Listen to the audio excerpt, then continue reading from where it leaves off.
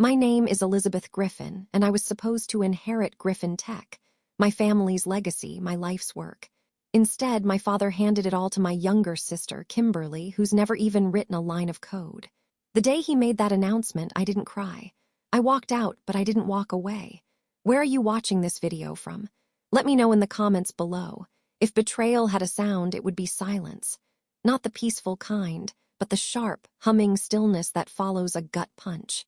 I sat across from my father in the Griffin Tech boardroom, 12 floors above downtown Austin, where every inch of glass reflected power.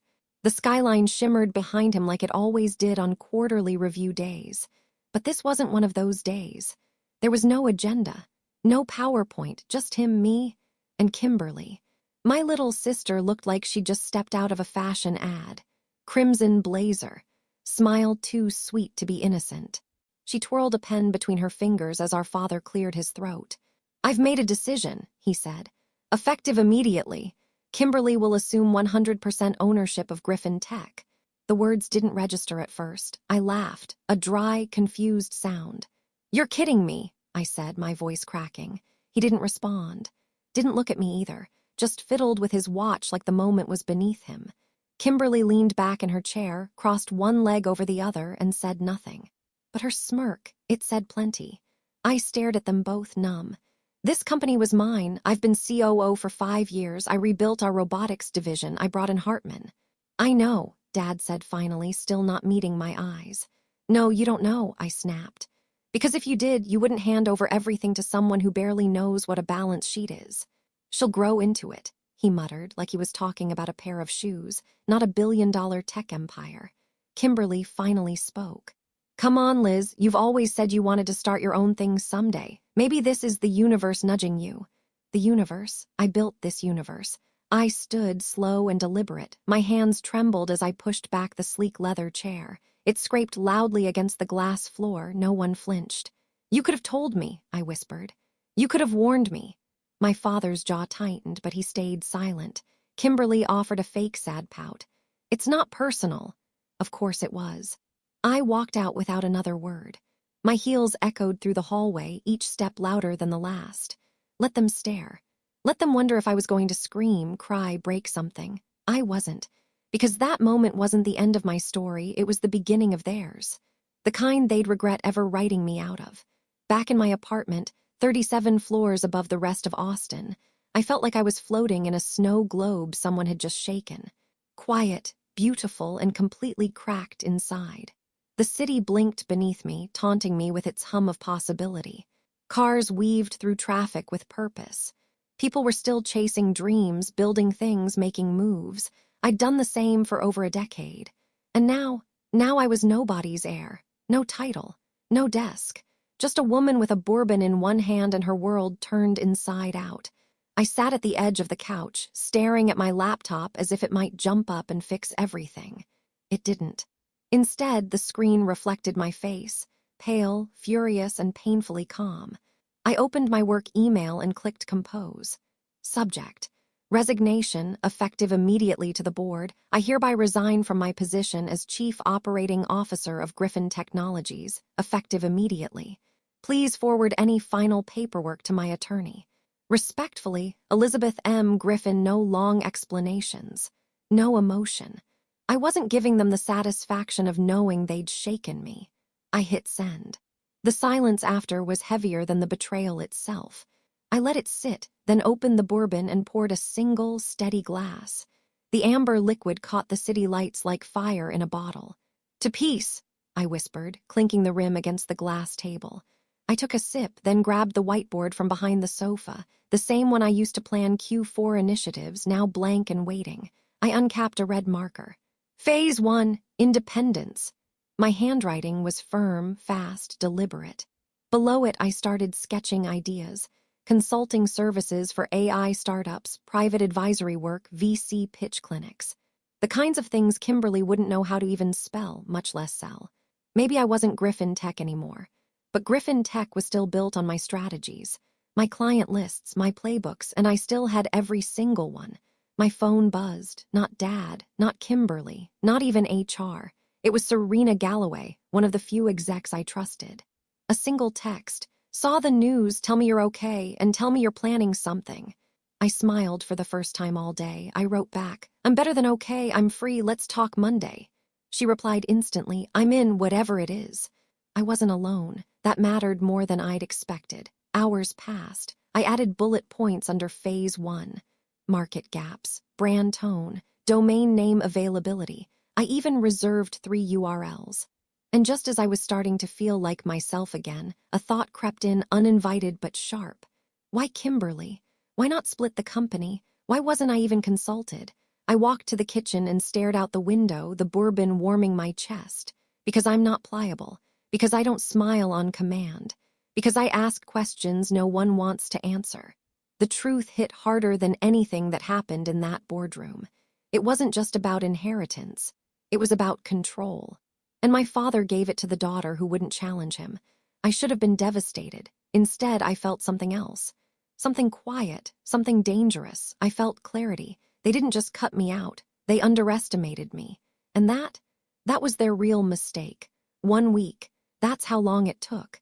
7 days after I resigned, after they gave everything I built to my sister, I was drinking espresso martinis in silk pajamas when the past came clawing back through my phone. The morning was unusually still, Austin glazed in pale clouds, the skyline soft and sleepy. From my rooftop terrace, the city looked manageable. I hadn't worn a blazer or touched a corporate dashboard in a full week, and for the first time in years, I could hear myself think. Then my phone buzzed. The name on the screen, Dad, I let it ring. Once, twice, a full breath. Then I picked up. Elizabeth, he blurted, no greeting, no pause. We lost Hartman Robotics. I blinked, staring at the steam curling up from my martini glass. You what? 3 million gone. Kimberly completely botched the demo. The AI looped, misread the test data, glitched mid-sentence, even called one of the Hartman execs a maintenance hazard. In front of the entire board. I let that hang in the air. Tell me you're kidding. I wish I were, he groaned.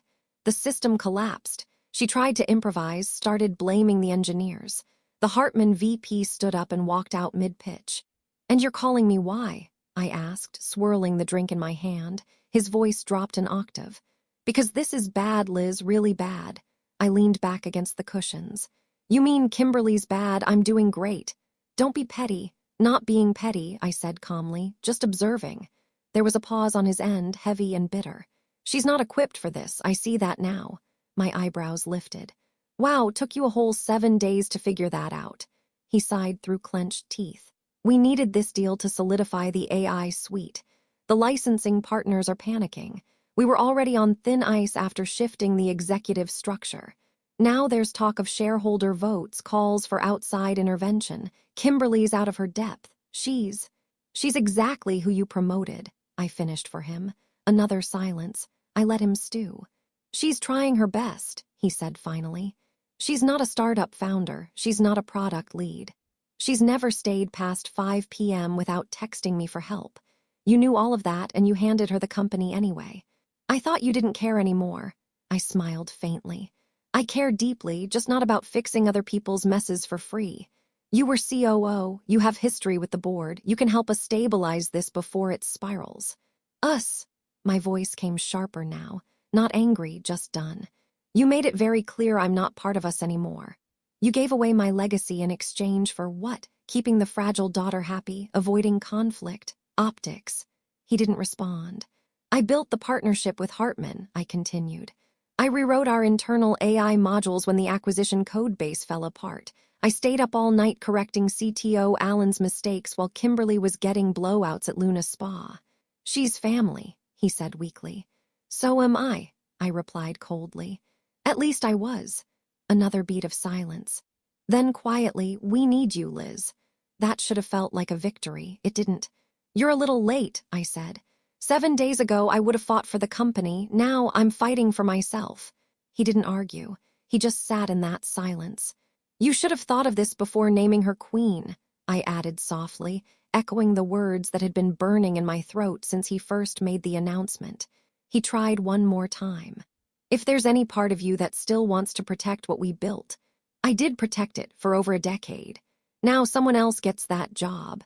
And with that, I ended the call, not with a scream, not with a threat, just a simple tap and silence. I set the phone down face first on the marble table and stared up at the overcast sky. Somewhere below, my name was probably being dragged through Slack channels and shareholder threads as if I'd abandoned ship. But I hadn't. They had cut me loose. Now they were learning what it felt like to lead without their compass. And me? I was done begging to be believed. Let them burn or let them crawl. Either way, I wasn't coming back for free. The apology came wrapped in an email subject line so unexpected I thought it was spam. "I was wrong. Please read." From Kimberly Griffin. I sat frozen in my home office, mid-sip of cold brew, surrounded by branding sketches and notes from my new consultancy, my fresh start. The cursor blinked like a challenge. I hadn't heard from Kimberly directly since the day she inherited everything. Even during Dad's meltdown over the Hartman disaster, she'd stayed silent. I assumed she was off somewhere silk-robed and swaddled in denial. But now, I clicked. "Elizabeth, I know I don't deserve your time. I'm not writing to fix what's already broken. I just need help. I failed. We lost Hartman Robotics. The shareholders are furious. People are whispering in the halls. Even Alan won't make eye contact." I tried to lead, Liz, I really did, but I didn't understand the code. I thought I could figure it out, fake it till I made it. I couldn't. The board's calling an emergency crisis meeting tomorrow morning. Dad's barely keeping it together. I don't know how to handle this. I'm not asking you to come back to the company. I know that ship has sailed. But will you come to the meeting, just advise, observe? Even for an hour, please. You were always the one who fixed things. Kimberly, I sat back, stunned. The tone, shaky, raw, almost human, was so unlike her that I reread it twice just to be sure. This was the same sister who, not long ago, had smiled while I was being cut out of my life's work like I was some outdated software module. The same one who told me it wasn't personal. And now, she was unraveling. But something about it didn't sit right. Kimberly didn't just fall apart. She pivoted, played angles. Tears were often the setup, not the breakdown. I wasn't about to walk into a corporate circus unprotected. So I opened a blank reply and typed slowly, surgically. "Kimberly, I'll consider attending. But on my terms. I enter the meeting as an external consultant only. You will provide a signed NDA by 8 a.m. I will not be affiliated with Griffin Tech in name, title, or press. I reserve the right to walk out at any point. There is no negotiation on these terms. If you agree, I'll see you tomorrow." Elizabeth, I hovered a moment, then hit send. For years, I'd been the fixer behind closed doors. The woman in the wings who made the chaos look choreographed. I ran triage on every internal disaster while Kimberly took spa days and credit. Now, the script had flipped. I was no longer the dutiful daughter. I wasn't anyone's safety net. This time, I'd be the one watching from above. Her reply came less than 20 minutes later. "Agreed. Legal's preparing the NDA. The meeting is at 9 a.m. Marriott downtown, Griffin Ballroom. Please, thank you." I didn't respond. Instead, I stood and walked into my closet, scrolling through options until I found the one outfit I hadn't worn since my last major acquisition. Black tailored suit, gold lining, double-buttoned sharpness. It was power stitched into fabric. I pressed it, hung it by the mirror, then poured myself a small glass of champagne and returned to the window overlooking the city. It was almost poetic. They stripped me of my role without hesitation. Now, with the empire tilting toward collapse, they were calling the one person who knew where the foundations were buried. Let them be nervous. Let Kimberly squirm. Because tomorrow, I wasn't walking into that boardroom as a daughter. I was walking in as their consequence. The Griffin Ballroom was freezing. Not metaphorically, literally. They always kept it cold during high-stakes meetings. Dad used to say it kept emotions at bay. As if numb skin made for sharper minds. I walked in 5 minutes early, NDA in hand, dressed in that black gold power suit and a steel-trimmed comm they hadn't seen since I'd left. A hush fell over the room. Not dramatic, just shifted air. A few of the newer shareholders stared, unsure whether I was friend or threat. One of the senior partners from Delwyn Capital actually nodded, relief flickering across his face. Kimberly stood near the head of the table in an ivory blouse and trembling confidence. Her cheeks were flushed, eyes scanning the room like she'd forgotten how to breathe. She opened her mouth to speak, but I beat her to it. Before anything begins, I said, laying the document on the table, my participation today is conditional. 20 heads turned. I'm here as an independent consultant, I continued. No press mentions, no affiliation with Griffin Tech. I require non-disclosure agreements from every person in this room before we proceed. A few people glanced at each other, but no one objected. Alan, our CTO, well, their CTO now, had the gall to raise a skeptical brow. Really, Liz? He asked. A full NDA for a single meeting. I'm not here for a single meeting, I replied flatly. I'm here to determine whether this company has a future. I looked at Kimberly. Her nod was small, almost imperceptible. Legal approved it, she whispered. We've got signatures from the board already. Good. Once the formalities were over, the room descended into tense whispers and aggressive page-turning. I slipped into a seat by the window, where the sunlight filtered through sheer drapes and cast soft gold across the financials in front of me. They'd sent me a secure folder the night before, one that included internal tech reports, failed performance metrics, AI behavior audits, and line-by-line feedback from Hartman's engineers. It was worse than I thought. The facial recognition system didn't just glitch, it miscategorized target features under outdated training data. The logs showed unpatched vulnerabilities dating back 2 years. Bugs I'd flagged during my tenure, supposedly fixed. Except they hadn't been. They'd been buried. My eyes narrowed. I opened a separate log chain and found user stamps. Someone had gone in and overwritten patch records. The time signatures were wrong, too perfect. Someone had wanted to look like they cleaned up the flaws but had only adjusted surface data. And whoever did it had administrative access. Only 2 people had that level of clearance, Alan and me, and I hadn't touched that code in 4 months. I looked up, eyes locking on Alan across the table. He was studiously flipping through a report, pretending not to notice me, but the tips of his ears were red. His tells had never changed. Then something else caught my attention. In the file audit logs, there were backdoor edits, not just bug masking, but rerouted permissions, redirects between source folders, one labeled Kim T1/pitch prep Kim. Oh no. I leaned back in my chair, fingers steepled. Alan hadn't just covered his own mistakes. He'd covered hers. Helped prep demo builds with misleading success rates. Shielded her with false data performance, maybe even staged the product test entirely. Why? A cold chill worked its way down my spine. Because he wasn't just CTO. He was involved. With Kimberly. I remembered the strange tension at last year's company gala, the way Alan hovered near her, the way she laughed at jokes no one else understood. I remembered overhearing HR whispering about inappropriate boundaries, then going silent when I walked by. It all snapped into place. They'd been hiding more than bugs. I tapped the screen, took screenshots, then slid the tablet into my bag. The meeting dragged on. Shareholders complained. Financials sputtered on the screen. Kimberly stumbled through explanations. Alan deflected with techno-jargon, hoping no one pressed too hard, but I sat still, because I didn't need to raise my voice. I had something far louder, proof. It was almost noon by the time I messaged Alan. Coffee, quiet place, your call but make it soon, he replied within 2 minutes. Tech Junction, 1 hour. Perfect. Tech Junction was a sleek cafe tucked between 2 co-working lofts in East Austin. Glass walls, smooth concrete counters, and enough white noise from coding boot camps to guarantee privacy. When I arrived, Alan was already there.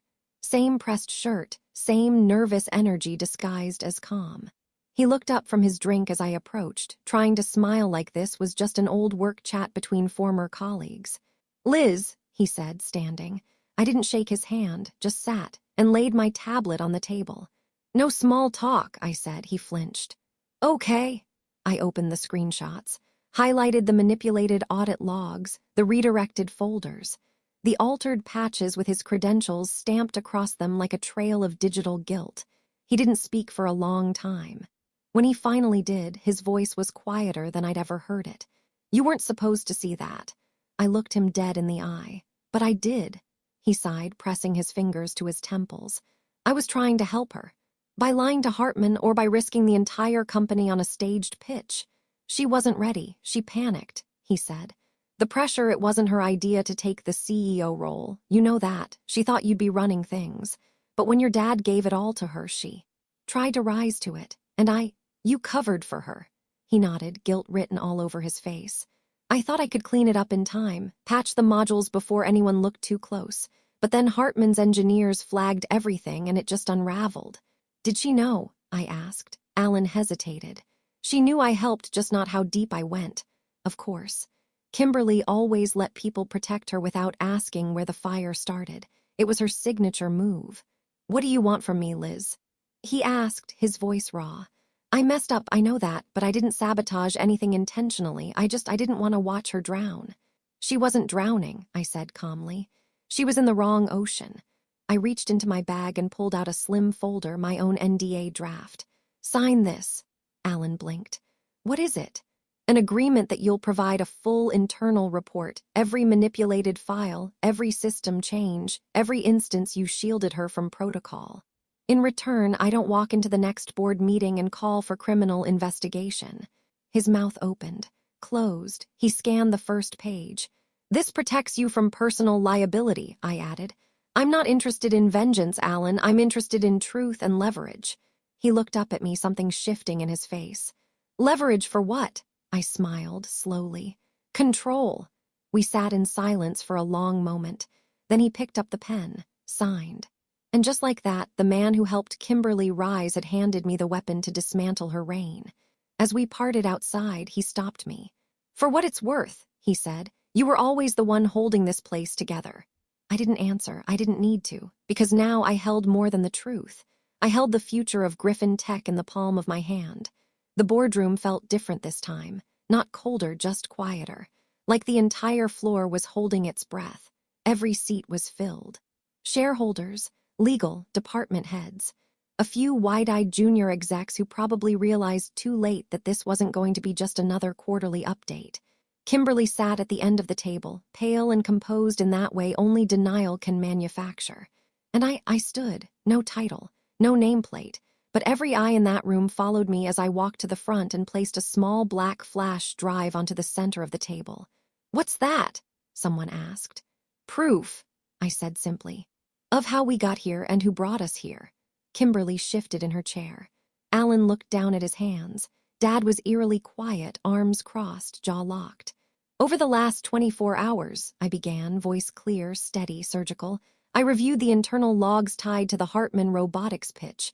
What I found wasn't just technical error, it was systematic manipulation. I clicked the remote, and the screen behind me lit up with side-by-side audit trails. Outdated code modules were masked. Patches were falsified to appear current. System behavior was adjusted to simulate accuracy. These weren't oversights, they were deliberate. A murmur rippled across the room. Who approved these changes? Asked one of the investors. I paused, just long enough for the silence to land. CTO Alan Reyes had sole administrative access during the period in question, I said. He used that access to redirect source folders, override compliance warnings, and most critically, shield CEO Kimberly Griffin from detection. Kimberly's head snapped toward Alan. You said it was fine. I didn't say present tense, I cut in. He handed me a full written confession yesterday afternoon in exchange for personal legal protections. I pulled the folder from my bag and held it up. I have the evidence. I have the signed NDA, and I have the full internal breakdown. The room fell into a kind of stunned paralysis. Then, slowly, voices started rising. Why didn't this get flagged earlier? How much did this cost us in credibility? Can we even salvage Hartman? I raised a hand and the room stilled. Look, I didn't come here to gloat, I said. This company was my life for 10 years. I built departments from nothing. I negotiated the Hartman partnership myself. And yes, I was passed over, replaced, silenced. Kimberly looked away. But I came back because I knew this day would come, I said. And because when everything fell apart, none of you asked if I could fix it, you asked how. I let that sink in. And then I added, quieter this time, you trusted a CEO who didn't know the source code from a sales pitch. That did it, a gasp, a shift in body language. All eyes moved not to Kimberly, but to me. And the questions started. Elizabeth, what's your recommendation? Do we bring in a third-party auditor? Can you lead a recovery plan? I waited for the final one, then it came. Can you fix this? I looked at the room, at my father still silent in the corner, at Kimberly glassy-eyed and frozen, at Alan whose pen trembled against his notepad, and I nodded, once. Yes, I said, but only if I lead the fix. No backseat, no split title, full authority. Silence. And then, I second that, said a voice at the far end of the table. It was one of our oldest investors, Delwyn Capital. If we're going to survive this, he said, we need someone who's already rebuilt it once. More nods, a growing hum of agreement. Kimberly looked like she wanted to disappear. My father looked like he finally saw what he'd broken. But I stood in the middle of it all, calm, controlled. I didn't need their applause, I had something better, their attention. And now I had the upper hand. That night I didn't go home, not right away. After the boardroom detonated in whispers and stunned exits, I slipped out without fanfare. I didn't want congratulations. I didn't want apologies. I wanted air. Silence. Time to remember who I was before all of this, before I was a pawn, a threat, a daughter turned ghost. So I walked. Through downtown Austin, past neon-lit rooftops and swanky wine bars until I ended up, almost accidentally, at Rosetta Cellar, a place I hadn't stepped into since my early days climbing Griffin's corporate ladder. It smelled the same. A little smoky, a little citrusy, and familiar enough to slow my heartbeat. The hostess led me to a quiet booth near the back. I didn't even order. I just sat, jacket off, shirt slightly unbuttoned, hands warm against the candle-lit wood. And then I heard a voice I hadn't heard in over a decade. You always did like the dark corners of power. I looked up. David Linwood, college friend, debate partner, former Griffin tech intern, now VP of Strategic Partnerships at Hartman Robotics. Last I heard, he was the one who walked out mid-demo just before Hartman pulled the $3 million deal. I stood slowly. You're kidding, he smiled. I figured you'd be here. You always did process chaos with good wine and bad lighting. I laughed once, then motioned to the other side of the booth. Sit, or are you just here to rub salt in the wound? He sat, his tone shifting. Actually, I'm here to open a door. I raised an eyebrow. He pulled out his phone, placed it face down on the table. We didn't pull the deal because we hate Griffin Tech, he said. We pulled it because we didn't trust the leadership. The demo was a disaster, yes, but the cover-up, the manipulation. That's what did it. I nodded. You were right.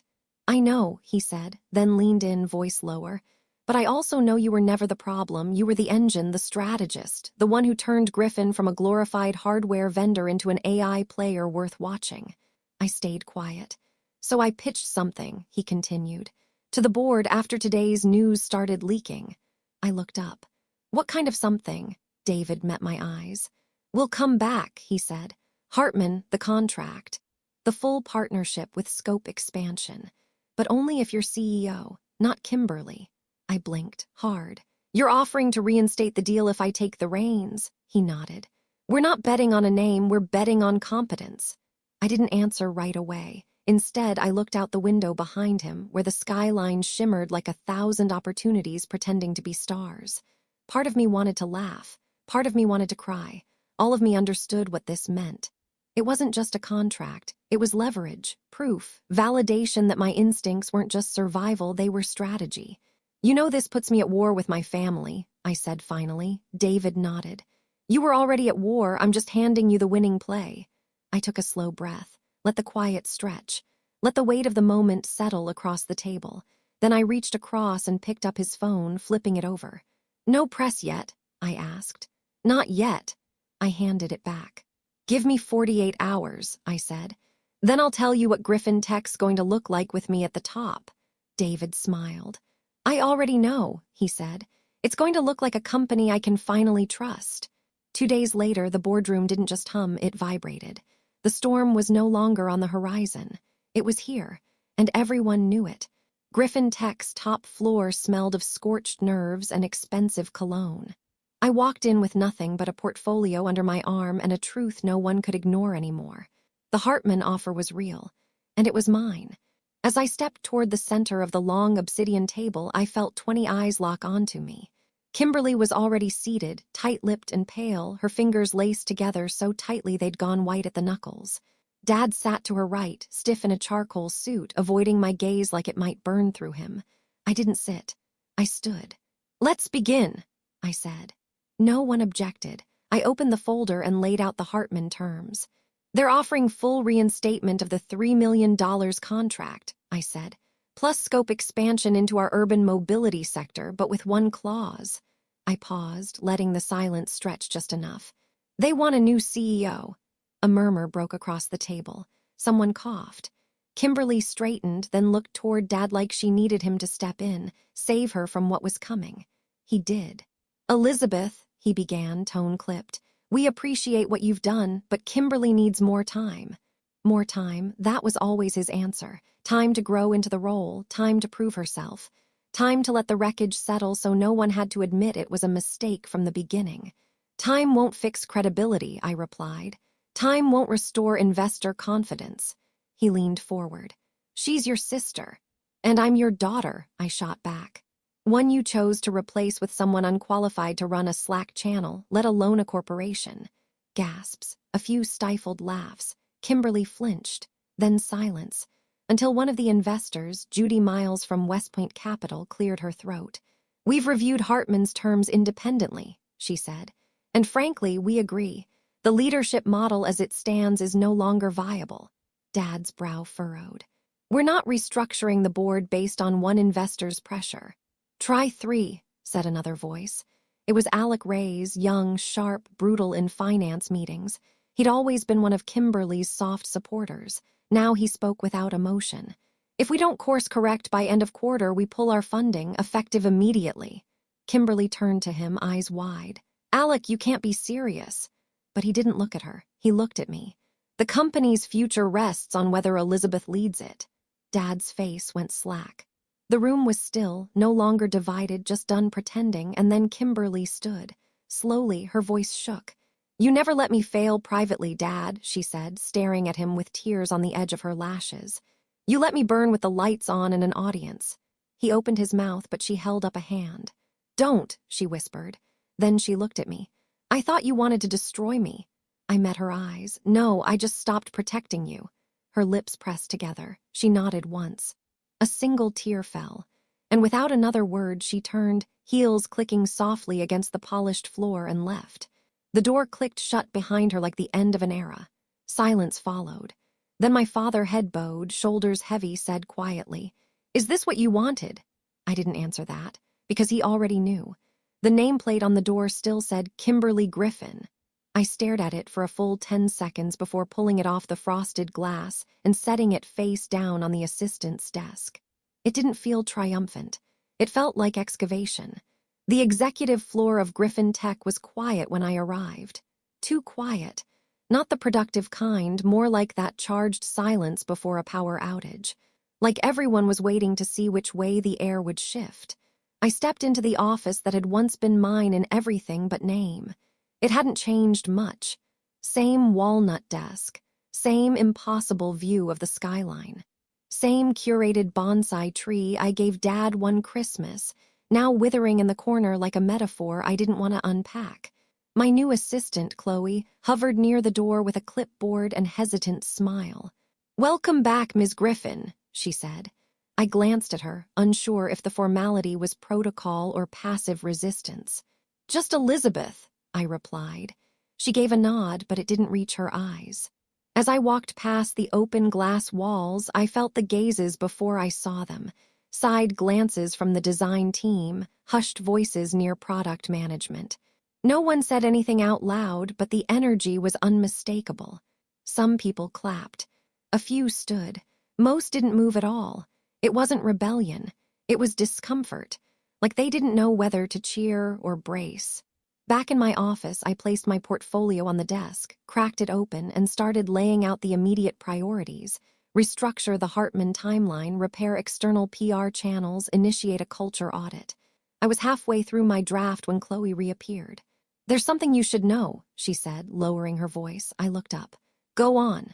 "Some of the team, they're saying you're not here to lead, you're here to clean house." I paused. "Do you think that?" Chloe hesitated. "I think people are scared. This company's been through a lot in the past month. And to some of them, you're the symbol of accountability. But to others, you're the symbol of revenge. I closed my laptop slowly, then stood, walked to the window. Austin spread beneath me, sprawling and sun-drenched, full of people moving forward like nothing seismic had happened in this building. But inside these walls, everyone was still stuck between old loyalties and new leadership. They weren't celebrating. They were bracing. I turned back to Chloe. "Tell them this," I said. "Tell them I didn't come back to tear anyone down. I came to rebuild what matters, and that starts with trust." She gave a small nod. Then, just as she was about to leave, she added, "Oh, and Maya from HR wants to schedule a culture transparency meeting.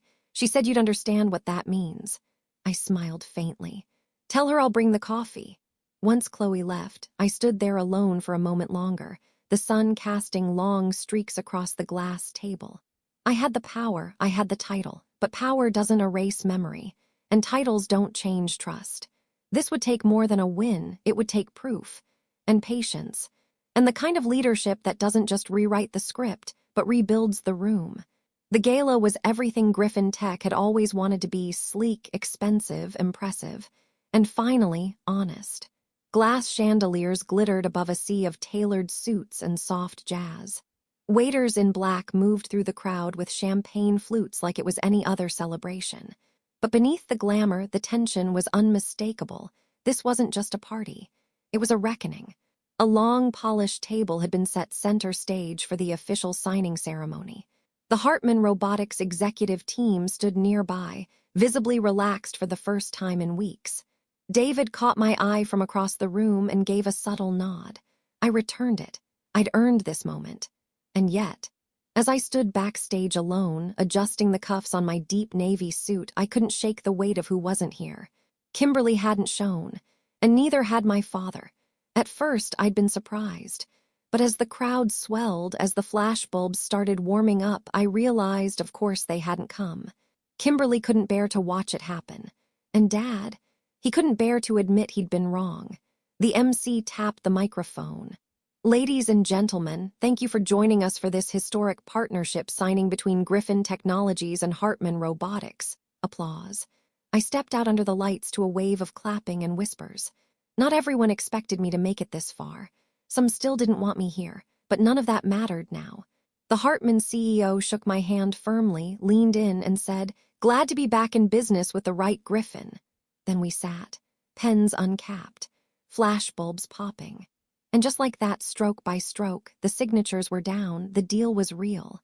I stood and turned to the podium. They wanted a speech. Fine, they'd get one. "Thank you," I began, voice clear. "This partnership marks not just a new chapter, but a new standard. One built on transparency, integrity, and results." I paused. The truth is, this company was nearly lost. Not because of one mistake, but because of a culture that rewarded silence over skill, appearance over accountability. No one moved. I met the eyes of several board members, held them. I didn't fight my way back here to settle scores. I fought my way back to remind every person watching that real leadership isn't inherited. I let the words hang, then delivered the line I'd waited months to say. This company isn't rebuilt by entitlement, it's rebuilt by truth. And with that, I stepped down. No dramatics. No tears, just a room full of people who suddenly, unmistakably, knew what leadership looked like. As the applause swelled and reporters rushed forward, I turned slightly to the far corner of the ballroom. And there he was, my father, standing back, hands in his pockets, jaw tight, not clapping, not speaking, just watching. And for the first time in my life, I didn't need his approval, because I had my own, and I had the company. The gala glitter had barely faded when the real reckoning began. For all the fanfare and headlines, Griffin Tech wasn't fixed just because I wore the crown now. Culture doesn't bend to a signature. It requires something slower, heavier, earned over coffee breaks and eye contact, one hard truth at a time. So I started with Maya Ortega. We met in the old executive lounge, now stripped of its velvet chairs and converted into our new open forum space. The old guard called it a downgrade. I called it a detox. Maya sat across from me, her sleeves rolled up, laptop open, no PowerPoint, just questions and clean slates. "I've got a working list," she said, pulling up an HR spreadsheet. 37 flagged personnel issues from the last year, most of them ignored, some of them buried. I didn't flinch. Start with the ones involving Alan and Kimberly. She looked at me over her glasses. You want to reopen all of them. I want to make it clear we never close our eyes again. She gave a tight nod and started typing. We'll need a policy overhaul, employee-led councils, whistleblower protections, manager recertifications. Do it, I said. From the ground up. Maya paused. You do know this might ruffle a few legacy feathers? I smiled without humor. Good, let them itch. We spent 4 hours that day writing what would become Griffin Tech's new employee charter, shorter, sharper, and unlike anything my father ever approved. It focused on truth over tenure, transparency over title. I wanted every employee to know exactly what we stood for, and exactly how we would act when those values were tested. That Friday, I held the first open-door office hours. At 9:00 a.m., I sat in my office with the door open, no assistant buffer, no gatekeeping calendar alerts. For 15 minutes, no one came. At 9:17, Chloe peeked in. Just checking, still doing the open thing. I nodded. All day. By 9:42, one intern, Trevor, from Product UX, slipped in with a bug report and the look of someone expecting to be dismissed. I invited him to sit. 30 minutes later, we'd not only resolved the issue, he'd explained a system flow flaw no one else had flagged. I wrote his name down, sent it to engineering. The next week, 5 people came. The week after, 20. At first, they just observed, gauging my mood, my patience. But then came the real questions. Do we still use the same vendor Alan had ties to? Will promotions be based on merit now or seniority? Do I have to keep pretending Kimberly's AI assistant model ever worked? Every answer I gave was plain-spoken. No spin, no corporate fog. And something happened. The nervous energy that used to live in the hallways, it started to dissolve. People held doors for each other again. Whiteboards filled with ideas instead of gripes. Team leads who used to copy 4 executives on every email now just walked into a room and talked. One afternoon, I passed by the break room and heard someone say, I actually look forward to Mondays now. They didn't see me. I didn't need them to. Later that week, Maya returned with updated Pulse survey results. Employee trust index is up 41%, she said, sliding the report across my desk. That's not recovery. That's rebirth. I scanned the page, then looked at her. And what do you think, not as HR, as someone who lived through both regimes? Maya leaned forward. I think this place used to run on fear disguised as ambition. Now it runs on curiosity and a little courage. I nodded slowly. It's going to take time. It already is, she said, then smirked. Also, apparently you have a new nickname. I blinked. Oh no, Queen of the Rebuild. I laughed, actually laughed. Who started that? Trevor. He's got it on a Slack channel banner. Of course. I looked around the room that had once felt like a cage and now felt like possibility. I hadn't just taken back a company. I was turning it into something that might finally deserve the name. The lights in the studio were warm, but not harsh. I sat in the center chair, one of 3, beneath the soft glow set of Tech Forward Live, their signature deep blue backdrop curving like the edge of a microchip behind me.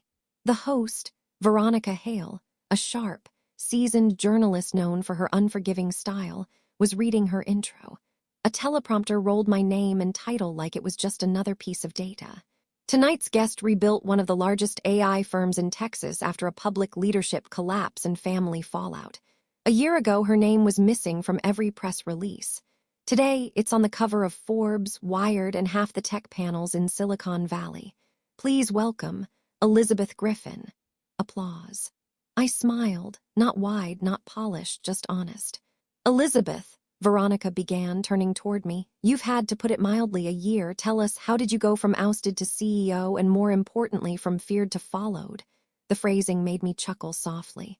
I think I stopped waiting to be chosen, I said, and started acting like I'd already earned it. She raised an eyebrow. That implies you had earned it, so what went wrong before? I looked directly at her. At Griffin Tech.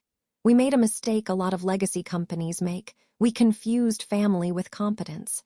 And we paid for it, publicly. She nodded, not interrupting. But crisis, I added, doesn't just expose your weaknesses, it offers you a map of what needs to change. And if you're brave enough to read it, to act on it, that's where transformation begins. Veronica leaned in. You talk a lot about culture in your leadership blog, not just policy. Why? Because culture is the code behind every business decision, I said. You can't write ethical software in a toxic workplace. You can't innovate in a room where people whisper. And you definitely can't lead if people flinch when you enter. The audience murmured in agreement. Rebuilding this company, I continued, wasn't just about contracts or code. It was about re-earning trust. That meant accountability meetings, rewriting promotion policies, giving interns a seat at the table. It wasn't flashy, but it was real. Veronica folded her hands. There's a quote from your first internal memo as CEO that's gone viral. We are no longer protecting reputations, we are protecting truth. Do you still stand by that? I didn't hesitate. More than ever. There was a pause. Then she asked the one question I hadn't prepared for. What did your father think of all this? I exhaled slowly. He retired 6 months ago, officially. Unofficially, he's quiet. He doesn't attend shareholder meetings. He hasn't stepped into HQ since the gala. Veronica's gaze softened. Do you wish he'd been more proud? I smiled again, sadly this time. I think he loved a version of me that made his world easier, the version who didn't question him, who picked up the slack without the credit, the daughter who stayed invisible so the empire stayed intact. And now I'm visible, and the empire is stronger for it. Applause again. Veronica's producer signaled from behind the camera, 2 minutes left. One final question, she said, sitting up straighter. In one sentence, what did this year teach you? I looked out at the audience, past the lights, into the quiet. That family taught me 2 things, I said slowly. How to rise and how to rebuild. The crowd stood. Veronica reached for my hand and whispered as the cameras cut. You didn't just survive, you made it mean something. I nodded, because I had. And as I walked off the set, my phone buzzed. It was a Slack message from Trevor. Just finished onboarding 2 new interns, told them you used to do these sessions one-on-one. They didn't believe me, said CEOs don't actually care like that. I told them this one does. I smiled as I stepped into the night air. I hadn't just rewritten a legacy. I'd rewritten my name into something unshakable. And for the first time in a long, brutal, brilliant year, I knew it would last.